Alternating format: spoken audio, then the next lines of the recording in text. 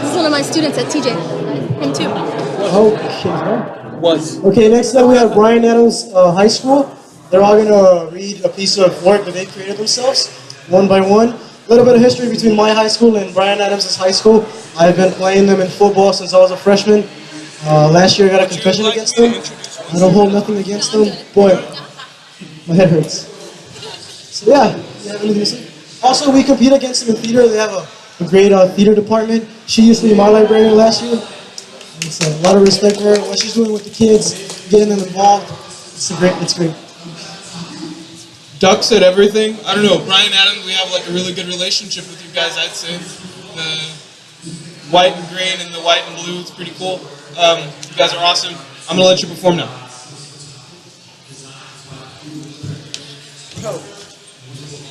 Hi, thanks so much for being here to watch us read our work. I'm going to give you a little background on the method of writing instruction that we take to heart so that you can understand kind of where we're coming from.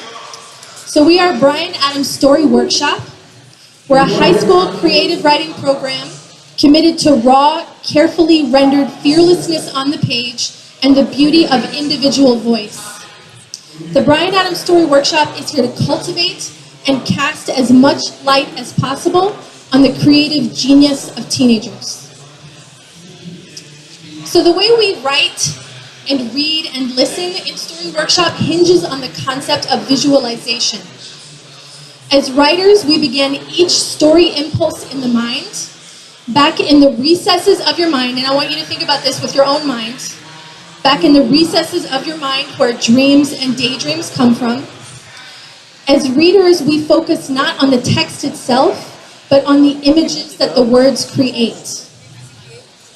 We see the story playing out like a movie, the characters, the place, the emotions that are at stake, the light, the sounds, the smells that make the experience real and relatable. So as listeners, we're going to ask you guys to do the same. As these writers read, each one of them reads their own individual work, we want you to try to go back to that place inside your mind where the images form and allow the stories to unfold and become real for you.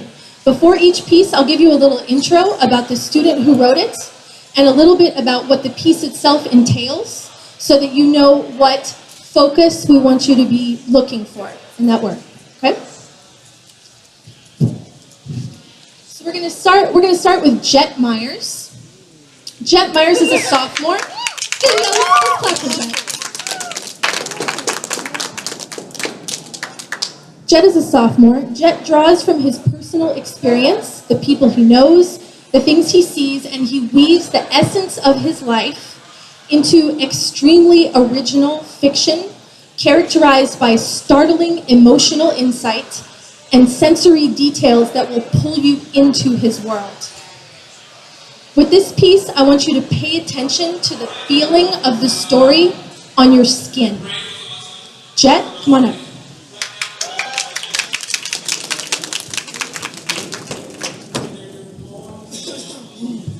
Hello, everybody. This is a story about a crusty guy. The air was getting thicker with the smell of paint thinner and hot, unfresh linens, one of which was a guilty pleasure, the other of which was uncomfortable and scratchy. The other thing making the air thick was the intensity of the night. Everything needed to be done. Everything had a place in that shop except for me, who was awkwardly working around my boss, trying to fold shirts. That would only be worn once and then looked over forever, sitting in a cabinet or on a hanger or on the floor. That's how I wanted to be, to give up all my responsibilities and just let time and life pass me. On the other hand, my boss had real responsibilities that needed to be done. My boss's gloves were all over the place. He had latex gloves, work gloves, and weird arm-length gloves that were very unnecessary. But my boss needed gloves because his fingers would split at the creases and folds. All that paint thinner had worn down his skin. But he never wore the gloves. The arm-length gloves would have been for the best to protect him from the harmful chemicals he was covered in. The only downside is that it would have added to his already uncomfortable nature. The sweat building up underneath his gloves and that stuffy feeling going up and down his arms. I couldn't wear the gloves without getting a rash, but he didn't mind because this man's entire body was a rash, and he didn't care. All he cared about was shirts. Nothing mattered except the shirts and venting about his divorce and children, which had left him bitter and dangerous. He could die and he would be at peace. The stress of his problems gone, and he would be pumped except for the lack of shirts and paint thinner, because no one prints shirts in heaven.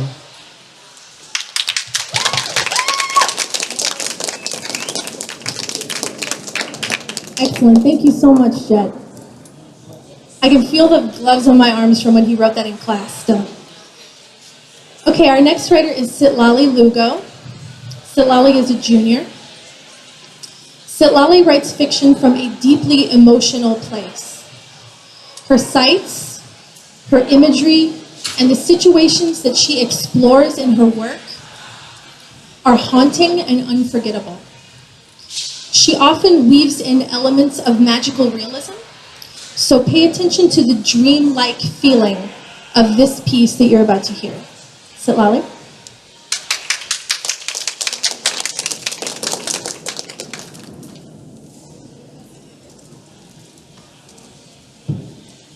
Hi, my name is Sitlali Lugo.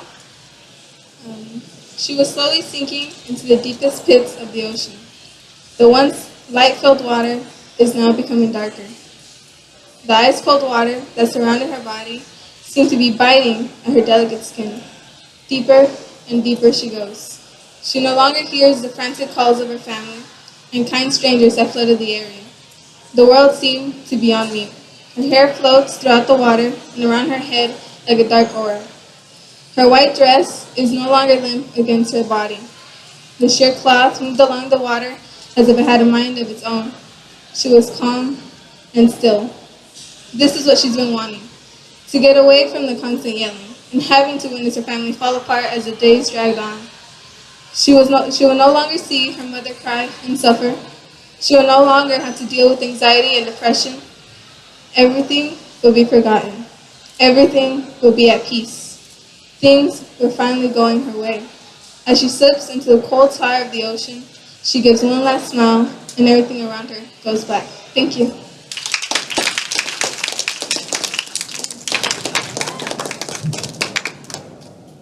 Thank you so much, Sitlali. Next we have Caleb Morgan. Caleb is a junior. Caleb is a novel writer who creates huge, sweeping, complete worlds that the reader hears and sees to the very last detail. He deals with both intense end-of-days situations and very human moments between characters. So what you're about to hear is a tender exchange between father and son. What I'd like for you to pay attention to is the interaction between them and what it shows you about how the son feels about his father. Caleb?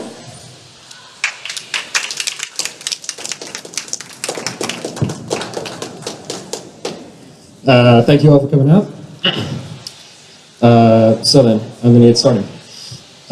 Matoro sat down on top of the house, watching the clouds roll by as he lay on his back, hands behind his head. As with most 8-year-olds, they have moments when they can't sit down, and then they have moments when they can't stand up. Being on the edge of town, the air was a lot more free without the smoke from the smith shops or the steam from the home heaters. On this autumn day, the clouds roll by, and the feeling of the cold wind brushes on Matoro's face seemed to make everything in the world feel just fine. Hey, Matoro. Matoro bolted up to his feet and looked downward to see his father waving to him. Coming, he said as he climbed down the tree that he used to get on the roof. His 8-year-old legs made it take a while. He had a lot of growing to do. When he finally got down, he ran up to his dad. What is it, Dad? Well, son, I've got something for you. Hold out your hand. Matoro cupped his hands together, and as his father dropped a small ring in his hands, though the ring seemed far too big for him to wear now. Looking at it closely, he saw that he had a blue crystal in the center of it. He flipped it over and read the inscription inside the band. There were the words, Evis no Schneid Elondo. What does it mean? It reads, the sword that protects. Motoro smiled, leaving it to receive something like this. Did you make it yourself, Dad? His father smiled as he said, "Mm-hmm. And this is my gift to you. Keep it safe, okay? Okay." Motoro, even though he knew the ring would never fit anyway, put it on his right index finger. The cold metal on his skin chilling his spine for a moment as he ran off to find something to do. Years later, Motoro looked at the ring on his right index finger, still as shiny as the day he got it. He took it off for a moment as he looked at it, and then he looked in the inscription. "A sword that protects, huh?" he thought to himself. "I've still got a little while to go before that happens." Thank you all so much.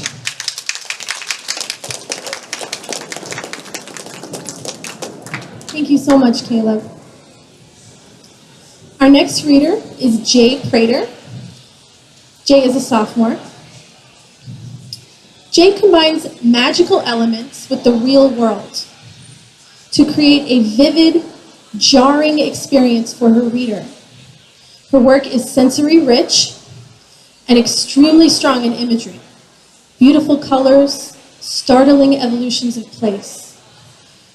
In this piece, pay attention to the shifting colors and to the disturbing feeling created by this magical world. Also, Jay just read on the diverse stage, and it's the first time she's ever done anything like that, and she was incredibly brave, so could we give her a round of applause for that? Now Jay's going to read you her piece. Thank you so much, Jay.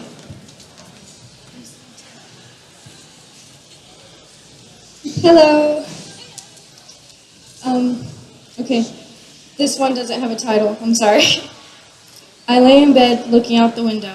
My goddess was calling out to me. She wanted me to be a part of the beautiful night she has created.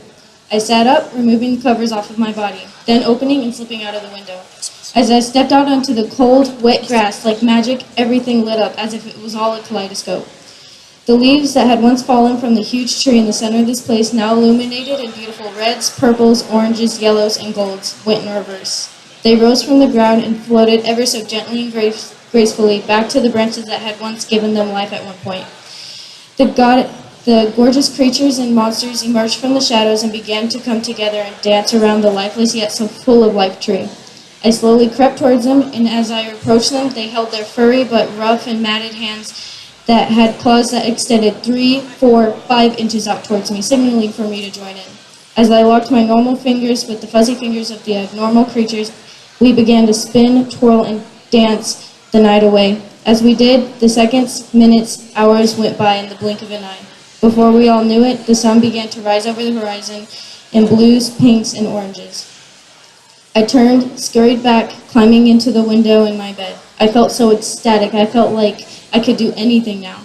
From every black wavy strand in my hair to the deep red painted toenails, I had this feeling of thrill. I shut the window, watching the creatures return back to the shadows. As the light hit the tree, the colors evaporated into the sky, and the tree became dull once more. Thank you.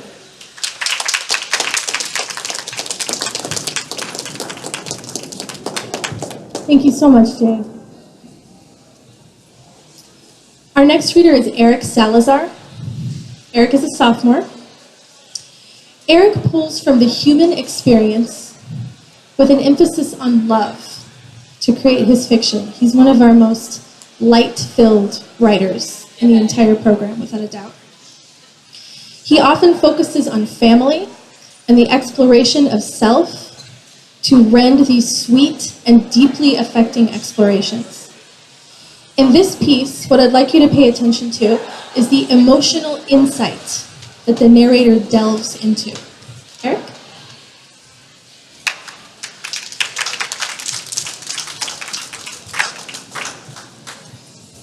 Thank you for being here. This piece is a narration of realistic fiction told from the viewpoint of a woman looking back to her life. It was winter, not fall anymore. I could see it was time to understand a lot of things in my life, like why my mother used to have that strange behavior with me when my father was gone. You know, when life takes something precious from you, you have to let it go at some point. Creating things and having faith, believing. was like a sweet pie for me, where our dreams will always need believing, to taste like the real thing, like a stranger you recognize, so sweet, so pure, so electric. I was probably not good enough to some people, maybe not smart to my mother, not interesting to my teachers. I didn't want to talk anymore in my high school years. I was obsessed with silence a long time ago. But looking back to my high school years, I will actually say thank you for everything. Because it made me stronger than I was. Stronger to be good enough to myself, not for the others.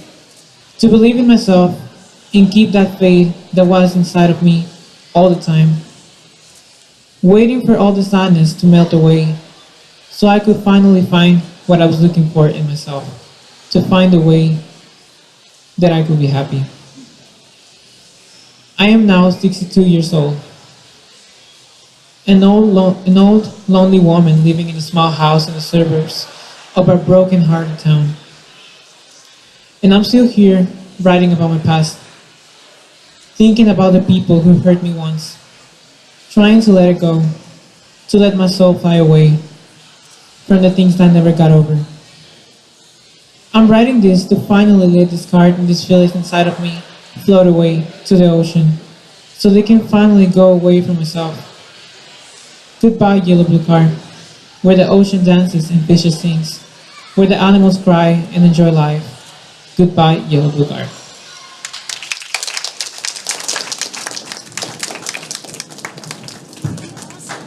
Thank you so much, Eric.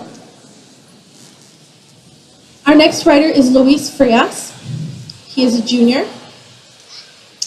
Luis's fiction affects an extremely broad scope, pulling all the way out to the universe, exploring huge situations that involve life and death and deep concepts like loss of self and sanity. His characters search and founder and question. In this piece, the concepts of time and space and the universe are explored. Pay attention to the courageous scale of Luis's piece. Luis?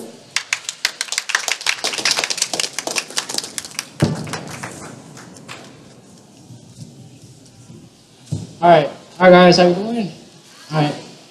Alright. It's been so long since I saw Earth. I can remember the time I left, and it felt like hours, but it's been years. Why does time feel short? Yeah, we're gone, drifting in our minds, wondering about the mysteries of life.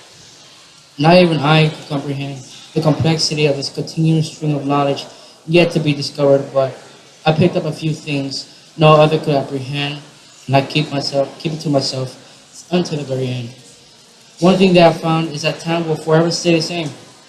No one will cause time to move forward or back. Yet as I move forward in space, it feels like time is standing still or time has no meaning. It's just the same day repeating itself. Time is nothing but an idea of man.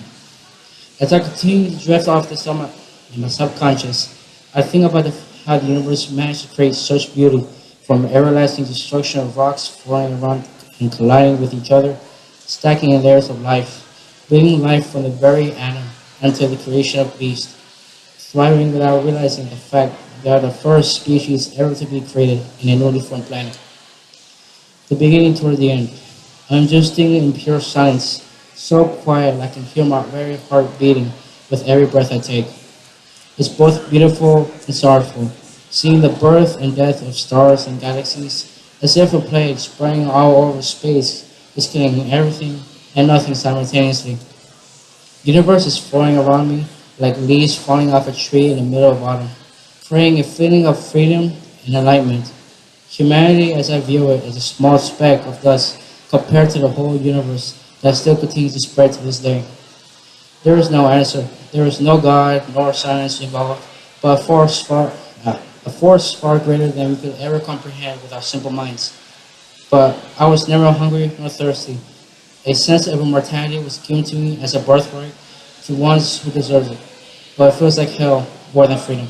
Thank you.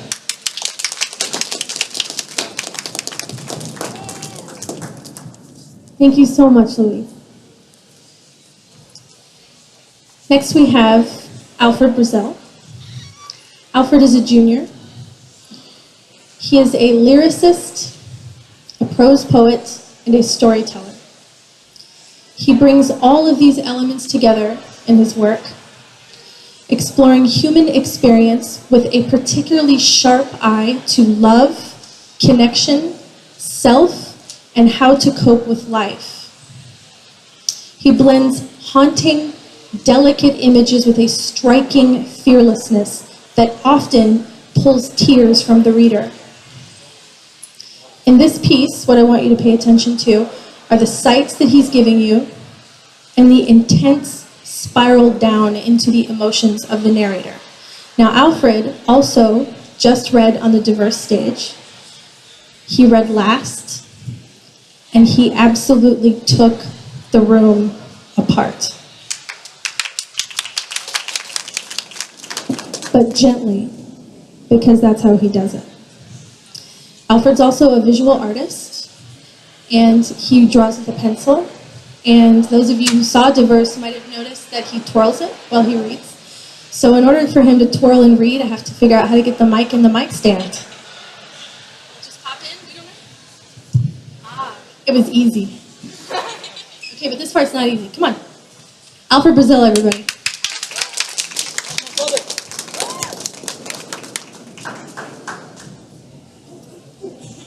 Figured it out. Okay. This piece is called Pixie and Mad Castle. Feel this. I've been thinking that warm sunny days with that ray of sunlight beating on you, to the point where the ears heat up, and your nose that was once cold since the sanctuary now has mixed temperature tickling the soul, just isn't quite right for me. Looking at you intensifies. I see your problems, I can solve them, right? Thinking about it, I think you're perfect. Wait. Carrying you, I think is nice, rocking you back and forth through the night like I was a squeaking rocking chair. Calming you with this fire embrace. Another pause. Wait. Can you hear the squeaks? It's as fast as the speed of light. I know you've been stressing, but that's okay. You weren't thinking like that. While I hold you, it's hot, and I feel that you like it. She hadn't said a word. But now you probably finally let go, as your mind spirals slow, as if you were spinning in the chair, with no one. They're not like hearing anything on a roller coaster. I'll sing to you as if you had headphones on in the quiet of the library. She stares intensely with the look of a toasty home, with the smell of apples and cinnamon, like a freshly made pie, when you crave to take a bite. It goes like this. I want to see you. Open up to me. Tell me everything, my little pixie. They call you dark and dangerous, with little vicious bites. I see your halo and stares of lust. Paintings of you is all I remember. I downed something rough. Now your touch keeps my mind cuffed. You kiss my old cuts on my wrists. I thank you for this. They may have been healed, but only now they're closed. I take the pain of thorns to bring you a rose. And that's just the flow of the waves, pushing off like with the down tempo, while you sway and anticipate me watching. She cries. You know, I don't mean to do this. I'm not passionate unless it's art related. Sometimes I feel numb to people and I always feel drifty. And we're always just sinking, so soft and blissful. Thinking takes over while I just scream in my mind. I'm often breaking down lines, trying to pick up the right rhythm, but it escapes me like thoughts so that you forget when you're perfect. Only now I realized I haven't set you down yet. You want me to? She nods no. Okay, as I were. People are wicked, and sometimes I'm tired of being strained. Creativity is being drained from me like cut open veins, then filtered and injected right back into me. And they always treat us like nobody has dark thoughts when alone. Only few people understand, and I realized there is no one I believe I'm done. She wasn't sure if she wanted to kiss him, but she felt it. Thank you.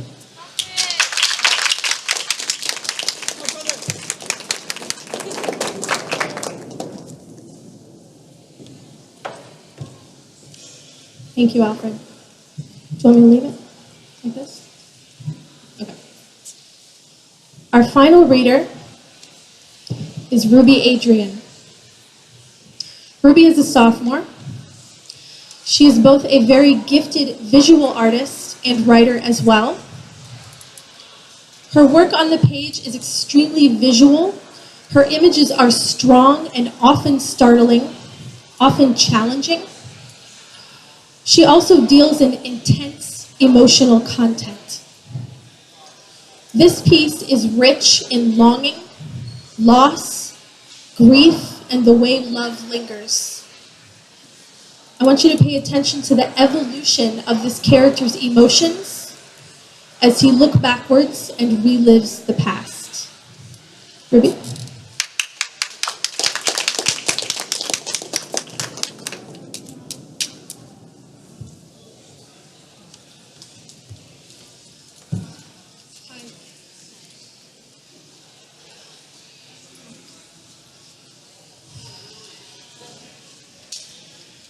The smell of her wet hair filled the room. She's gone. Dead. Decaying. Maybe it's in his head. Maybe he's dreaming. Again. His mind playing games. Illusions. Is it an illness? No. It's grief. Coming home. Expecting her to be there. But no one's home. No one's waiting. Her scent. Her voice, her touch, all gone. He misses her. The way her lips were left like prints on his body, and how she looked at him, as if he could destroy the disease spreading throughout his body. The one who could have saved her. He wasn't. Maybe it's for the best. It's not. Who is he now? Nobody. She was the only one who knew about his existence. Thank you.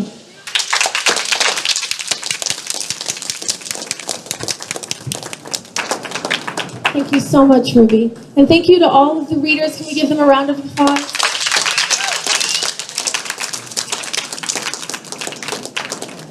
I've yet to get through anything like this without crying. They do it to me every single time.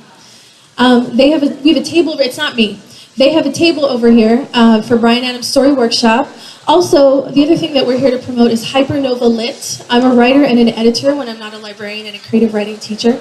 And I have an online literary magazine that publishes the creative writing of teenagers. So if you're a teenager in the audience who writes creatively, we would really love to put some light on your work. Please come over to the Bryan Adams and Hypernova Lit table. Our kids will workshop you. They'll coach you through a little bit of visualization and get you to write a little bit on a card. It's a great experience, and we'll also happily talk to you about Hypernova Lit as well. Thank you so much for being here. We really appreciate you. Ladies and gentlemen, one more round of applause for Chelsea Wells herself. She doesn't want to take any credit, but as any wonderful teacher and dedicated mentor, she has done an incredible job with these young students. All right, thank you so much for clapping again. And a group of teachers and I got to go visit her class this week. And if you are a teacher, so you have to can't just be like a random adult, right? But if you're a teacher, an educator, and you're interested in finding out more about Kelsey's process, she uses the story workshop process. I don't know if you had a chance to say that to them, but it's a very intriguing process to teach creative writing. I've been teaching creative writing for like 12 years, and I didn't do a single thing that she did in her hour and a half workshop. And I'm sure when I go back next week, there's going to be a lot of new things that I learned. So please connect with her and support her group. And Hypernova Lit, if you are not a teen poet, but again, if you're an educator, someone who wants to connect, I know we have teachers who are always looking for other teachers to connect with, right? So you can help publish their works and help true expression from young folks. Yeah? Awesome. So now that poetry is over in here, something extraordinary is happening over there, and I've been asked to summons as many high school or middle school students as possible. J.K. Wong and his Tai Chi Kung Fu group are performing.